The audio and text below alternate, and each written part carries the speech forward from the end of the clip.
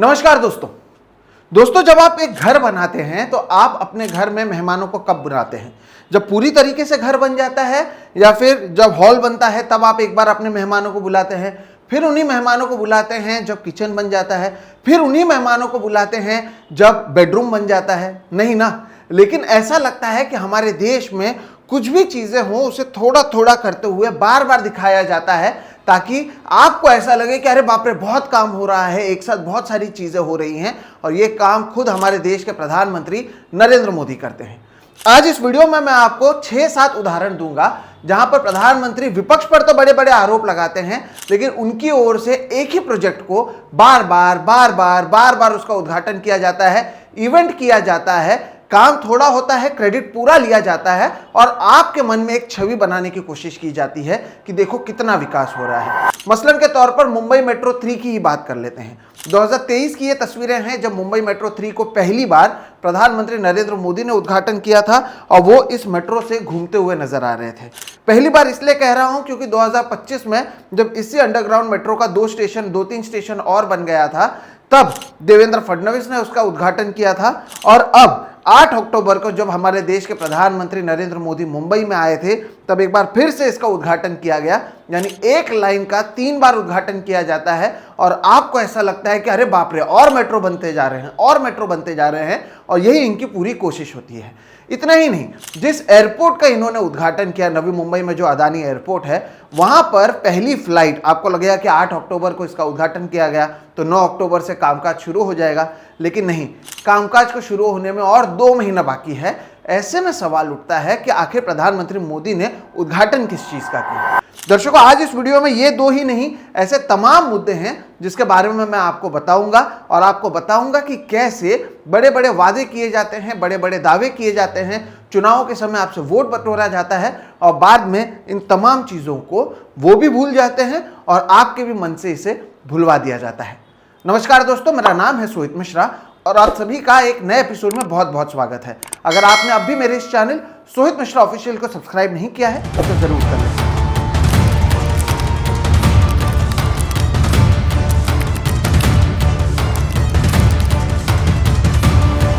दोस्तों, जैसे कि आपको मैंने शुरुआत में बताया, 8 अक्टूबर को देश के प्रधानमंत्री नरेंद्र मोदी मुंबई आए हुए थे, नवी मुंबई गए थे, कई सारे प्रोजेक्ट्स की इन्होंने शुरुआत की। पहला प्रोजेक्ट अदानी एयरपोर्ट। आज अखबारों में 9 अक्टूबर को जब मैं इस वीडियो को शूट कर रहा हूं हर जगह पर बात हो रही है कि देखिए अदानी एयरपोर्ट की शुरुआत हो गई है, नवी मुंबई में एयरपोर्ट खुल चुका है, प्रधानमंत्री ने ये कहा, प्रधानमंत्री ने वो कहा। लेकिन इस एयरपोर्ट की शुरुआत तो की है प्रधानमंत्री ने, लेकिन इस एयरपोर्ट से फ्लाइट कब उड़ेंगे इसके बारे में आपको नहीं बताया जा रहा है।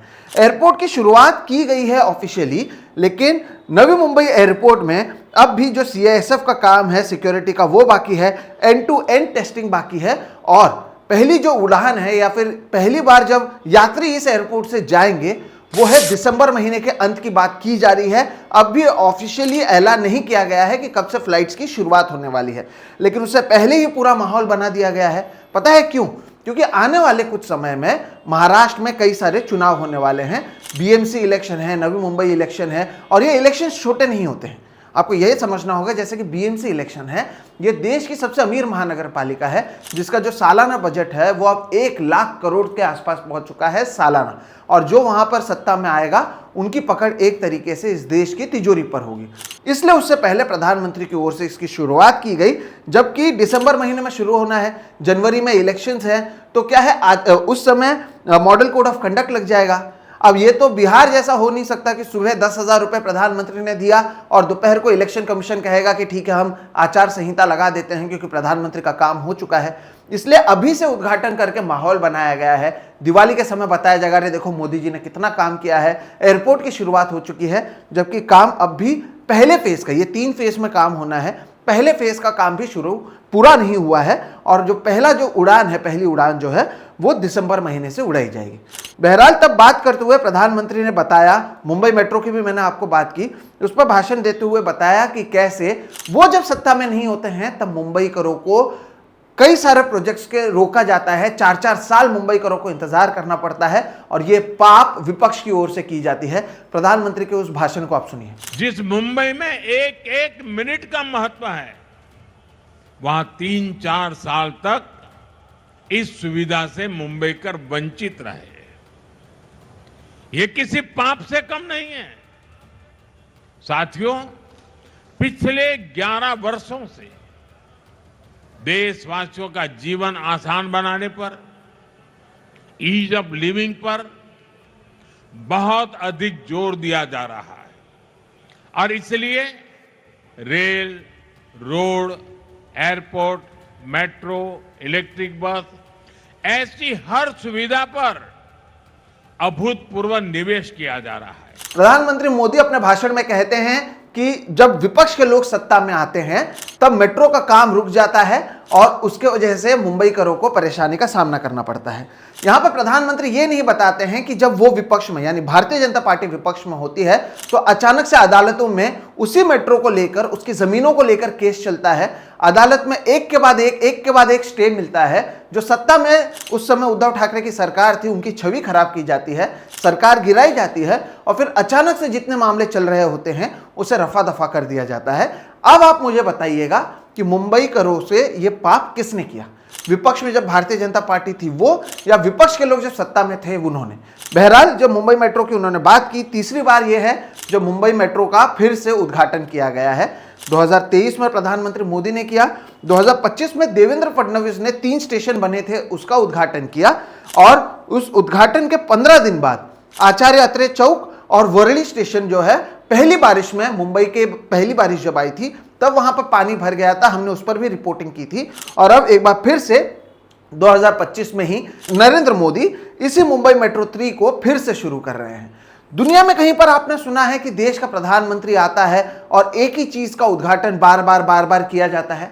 जवाब है नहीं। लेकिन यह हमारे देश में होता है क्योंकि आपकी याददाश्त कमजोर होती है और उसी का फायदा कहीं ना कहीं मीडिया की मदद के साथ लेने की कोशिश की जाती है।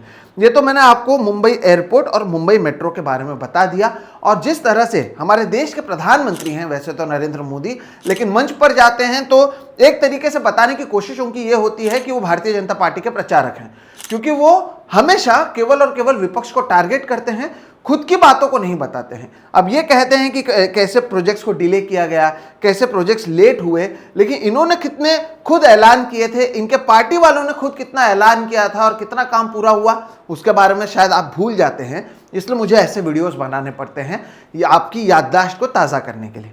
अब याद कीजिए, दिसंबर 2016 की बात है। देश के प्रधानमंत्री बने थे नरेंद्र मोदी, महाराष्ट्र में उनकी सरकार आई थी और दिसंबर 2016, फिर 2017 में चुनाव थे, फरवरी महीने में बीएमसी इलेक्शंस था, तो माहौल बनाना था, तो देश के प्रधानमंत्री आए और वो बोट में बैठकर अरेबियन सी में, जो अरब सागर है, अरब समुद्र है, उसमें उन्होंने गए और वहां पर शिव स्मारक का जल पूजन किया गया। वहां पर एक तरीके से पूजा किया गया और बताया गया कि अब समुद्र में छत्रपति शिवाजी महाराज की सबसे बड़ी प्रतिमा बनाई जाएगी। उसके जो 3D तस्वीरें थी, आप डालोगे सोशल मीडिया पर तो वो तस्वीरें भी आपको मिल जाएंगी। उस समय भी प्रधानमंत्री की ओर से स्पीच दिया गया और बताया गया कि कैसे इससे टूरिज्म बढ़ने वाला है। उस स्पीच को आप देखिए। और मैं महाराष्ट्र सरकार का, महाराष्ट्र की जनता का आभारी हूं कि मुझे आज जो शिव स्मारक बनने वाला है उसमें जल पूजन का, भूमि पूजन का सौभाग्य मिला है। ऐसा अवसर जीवन में धन्यता की अनुभूति कराता है और मुझे विश्वास है कि जो संकल्पना महाराष्ट्र ने की है, फडणवीस सरकार ने की है, ये संकल्पना परिपूर्ण होकर रहेगी और पूरा देश जब निर्माण कार्य पूरा होगा तब गर्व की अनुभूति करेगा और विश्व में सीना तान के खड़ा होगा कि दुनिया का सबसे ऊंचा आइकॉनिक बिल्डिंग हमारे पास है और उस महापुरुष का है जिसने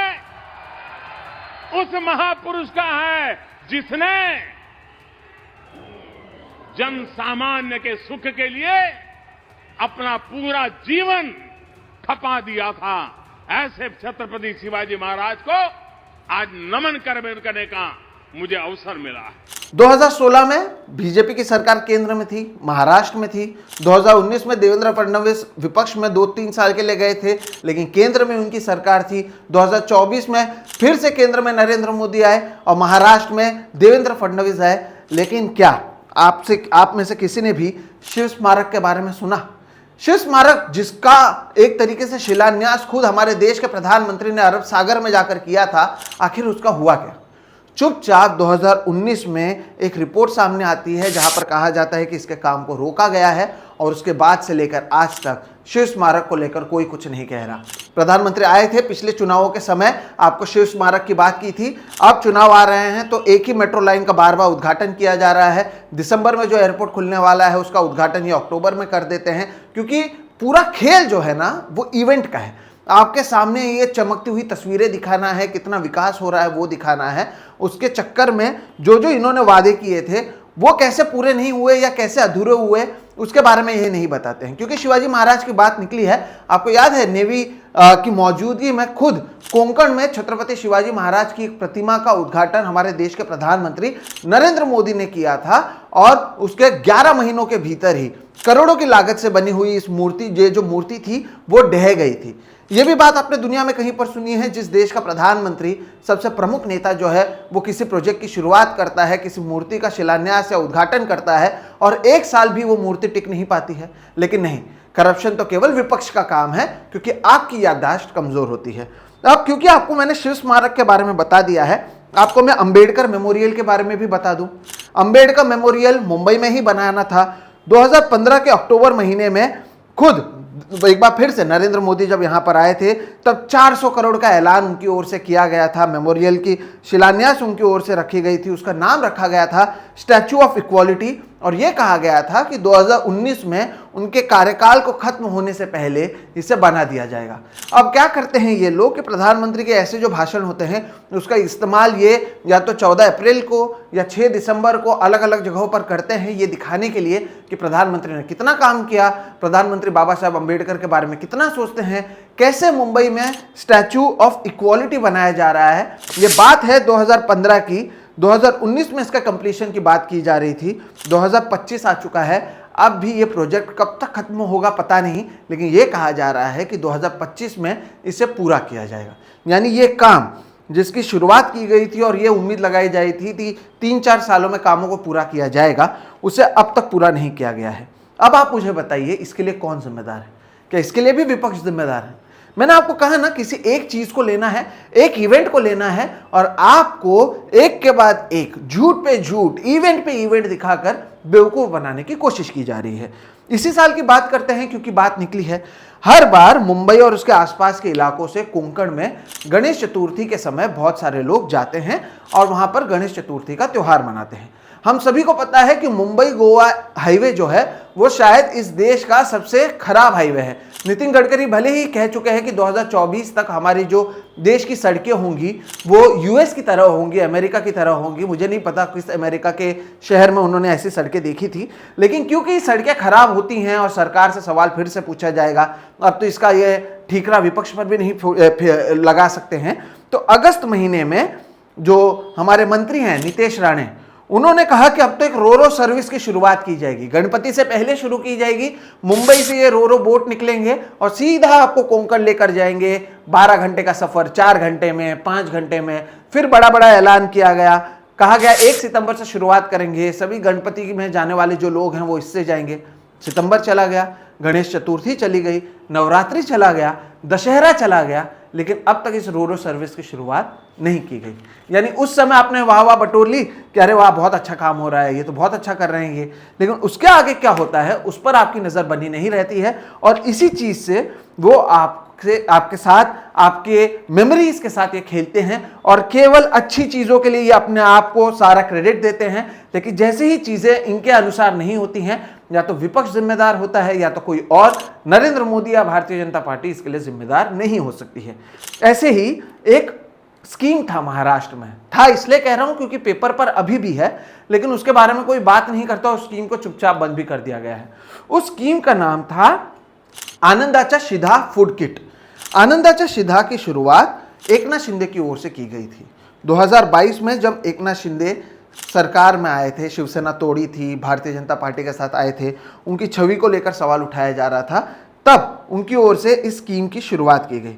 2022 में यह कहा गया कि हमारे देश में बहुत सारे गरीब लोग हैं जो राशन पर जीते हैं, उनके ज़िंदगी में बहुत सारी परेशानियां होती हैं, तो ऐसे 7.5 करोड़ लोगों के लिए हम इस स्कीम को लेके आ रहे हैं। अब इस स्कीम के तहत क्या होता था कि आपको 100 रुपये में, जब आप राशन की दुकान पर जाते थे त्योहारों के समय, जैसे कि दिवाली, गुड़ी पाड़वा, शिवाजी जयंती, गणेशोत्सव के समय, तो 100 रुपये में आपको 1 किलो सूजी, 1 किलो चना दाल, 1 किलो शक्कर और जो खाना बनाने का तेल होता है, कुकिंग ऑयल, ये सारी चीज़ें दी जाती थी 100 रुपये में। 7.5 करोड़ लोगों को ये दिया गया। कब दिया गया? 2022 दिवाली के समय, क्योंकि सरकार बदली थी, सरकार को अपना छवि चमकाना था।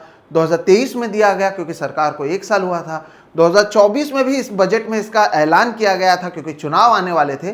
लेकिन अब जब चुनाव हो चुके हैं, सारी चीज़ें खत्म हो चुकी हैं, अब यही सरकार कहती है कि हमारे पास पैसे नहीं हैं आपको इस स्कीम के तहत जो आपको 100 रुपये में चीज़ें मिलती थी वो पहुँचाने की। इसे दूसरे तरीके से कहने का अगर अर्थ निकालें तो वो ये है कि आपको जो मदद देनी चाहिए थी हमें, वो हमने दे दी है। हम सरकार में हैं लेकिन हमें कंपनी की तरह काम करते हैं, आपको आकर्षक ऑफर देते हैं ताकि आप हमारे पास आएँ, और जब आप हमारे ग्राहक बन जाते हैं या जब आप हमको सत्ता में बिठा देते हैं, उसके बाद हमें कोई फ़र्क नहीं पड़ता क्योंकि इस स्कीम को हमने बंद कर दिया है। दोस्तों, ये सारी चीज़ें जो मैंने आपको बताई वो क्या है? वो ये है कि काम अधूरे हैं, स्लोगन पूरा है और क्रेडिट पूरा लिया जाता है, और आपके मन में ये बातें आती हैं कि देखिए कितना डेवलपमेंट हुआ है, पहले तो कुछ हो ही नहीं रहा था। हो ये रहा है कि ऐलान किया जाता है, गोदी मीडिया के जरिए आपके मन में ये सारी बातें पहुंचाई जाती है, आपसे वाहवाही लूटी जाती है और उसके आगे कुछ होता नहीं है। ये तो केवल कुछ उदाहरण मैंने आपको दिए हैं। सड़कों को लेकर जो बात की गई थी, काला धन को लेकर बात की गई थी, पेट्रोल के दाम कम करने को लेकर बात की गई थी, वरना अजीत पवार को जेल में भेजने की बात की गई थी, सिंचन घोटाले की बात की गई थी। ये तो अभी मैं महाराष्ट्र में अटका हूं। देश की बात कर रहे हैं तो कितनी सारी बातें हैं जिसका ऐलान इनकी ओर से किया जाता है, लेकिन होता कुछ नहीं है। अगली बार जब ऐसी चीजें आए तो आप कम से कम अपने याददाश्त को बेहतर करने की कोशिश कीजिएगा, क्योंकि इन्हें पता है कि आप भूलने में माहिर हैं या आपको अलग अलग मुद्दों में उलझाए रखने में माहिर हैं। बड़ा बड़ा स्लोगन देंगे, पूरा क्रेडिट लेंगे, लेकिन काम ये अधूरा करेंगे। आज इन तमाम उदाहरणों के जरिए मैं उम्मीद करता हूं आपको समझ में तो आया होगा कि हमारे देश में कैसा खेल चल रहा है, कैसे स्कीमों का ऐलान कर वाहवाही और हेडलाइन बटोरी जाती है, लेकिन उन हेडलाइंस के आगे गरीब आदमी को वाकई कुछ मिलता नहीं है, और अगर मिलता भी है तो केवल चुनावों तक। मैं उम्मीद करता हूं आपको ये सारी बातें समझ में आई। दोस्तों, आपको ये वीडियो कैसा लगा? वीडियो पसंद आए तो इसे लाइक करें, ज़्यादा से ज़्यादा लोगों तक साझा करें और उन्हें भी ये सच्चाई बताएं। अगर अब भी आपने मेरे इस चैनल सोहित मिश्रा ऑफिशियल को सब्सक्राइब नहीं किया है तो ज़रूर कर लें। हम इस तरह के वीडियोस आगे भी लगातार करते आएंगे। फिलहाल आप मुझे दीजिए इजाज़त। नमस्कार।